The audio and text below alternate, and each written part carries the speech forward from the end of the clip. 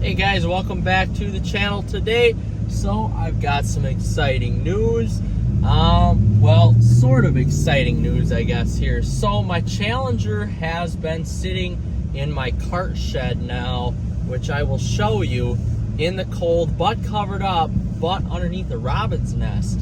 And it kind of feels like I left it on a Dodge dealer lot or Chrysler dealer lot, and everything's just sitting there being pooped on by birds. But anyway, I'm finally taking that out of storage now for the second time this year and getting it washed up today, putting it back into the heated shop so I have access to it, because it looks like a lot of this snow has already gone. All of that snow that we got about a week ago is already gone and melting pretty dang well. So we could have that car out by next week if the weather keeps up and it's not raining, etc., etc.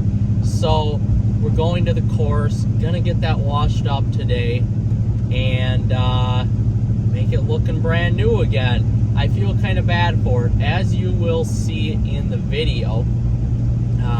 It has been looped on, I think, and a bird's nest being built over it right now. So I'm not very happy with how that has been sitting. And if you've been watching the videos at all, if not, that's okay. Like and subscribe, please. You'll notice that I bought another inboard boat, or I should say a inboard boat. So now I'm literally running out of shop space. I've got my Ranger boat that I'm trying to sell right now in the shop. I've got the 300 in the shop. I have my parents' camper, their R-Pod camper, in the shop. And then besides that, I've got that Tuffy boat in the shop. And now the only reason I'm able to make space for my Challenger is that it's Monday, so I don't have to worry about Alexa parking there until Friday night. So I can have a week now, or at least the whole banker's week anyway, to put stuff in both sides of the shop. So essentially 5 days I've got to work with here. So I'm going to take the Challenger out, put it back in the shop, because I don't have to worry about finding a place for this, because my Nautique is in a marina shop right now, getting worked on for the beginning of the year and whatnot. So I have a little bit of space now. I have 2 open slots in the shop to work with. So one of them, of course, is reserved for the Ram truck, and the other is reserved for the Challenger now. So now I've got a little bit of time to work with here, getting the Challenger back into the shop. So I guess if worst comes to worst, I do have my garage at home where I can essentially put the Challenger or 300 if I want to. Now it's not heated, but it is a garage. So that makes me feel a little bit more comfortable now. With golf season soon approaching, I need the garage space back for the golf carts in that specific shed.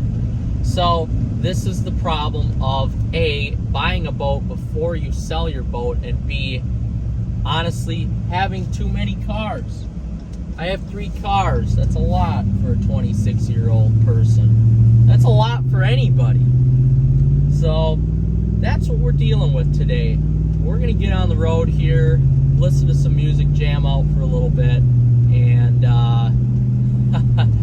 move that Challenger, wash it, get it back into the heated shop, and get on with our day here. All right, guys, we'll see you in a little bit. All right, guys, so you can see I took the majority of my golf carts out of this little shed where I store them, and it looks like the ground is frozen, so I should be able to back that ginormous Challenger out of here and get it back through where I need to go. But yeah, so these poor golf carts had to sit outside, sadly, and there's the Ram truck. And now my poor Challenger is sitting in this dark, cold, well, I guess the lights are still on, cart shed where birds fly in. And now you can see there's a little robin's nest up there. and it is creating havoc on the top of my car. Now I am surprised, well, I guess I'll see when I wash this car out, or when I wash it, if there are any mouse nests inside, but that's a week and a half of leaving it in here, and I do have to say that wasn't the right decision, but that's what happens when you're trying to manage a fleet of vehicles. It is definitely tough, but I did have the charger on it here, so we're gonna hop in the vehicle and start it up. It's going to be very loud. Poor cold car. I hate doing this to vehicles, but here we go. Oh yeah, it's loud. Whew, she's cold. All right, guys, we're gonna get this in the shop, give it a really nice wash, give it some TLC, and then throw it back in the heated shop here. It sure does look nice right now, though. Oh my. We've got this beauty in the shed, the heater's running, warming it up here, and then we're gonna take the wash mitt to it, really give this bad boy a good wash here, and then we'll sit down and have a little chat about it. Got the Challenger all cleaned up. I just love how this car looks. So I still have a little bit of detailing left to do. Just gonna wait for it to dry though. Do the undercarriage here. I gotta get that done, spray that, and then put some gloss on the tires. But let's hop in here and have a little discussion. Hey guys, so now we're in the Challenger here, and as I look around, I am reminded at how much I actually love this car, even being a first generation of SRT Challenger with some of the hard plastics here, the molded plastics, whatever.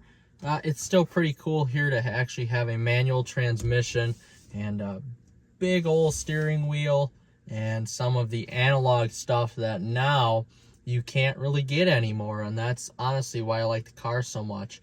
But let's talk about here what I did with the vehicle, and I already explained to you why I needed to take it out of storage and what I did to it. But anyway, I gave it a quick wash, put some Express Wax, McGuire's Express Wax on the vehicle, and now essentially just letting it sit in the shop here until Wednesday when I transfer it over to the other side when I have to get my boat back.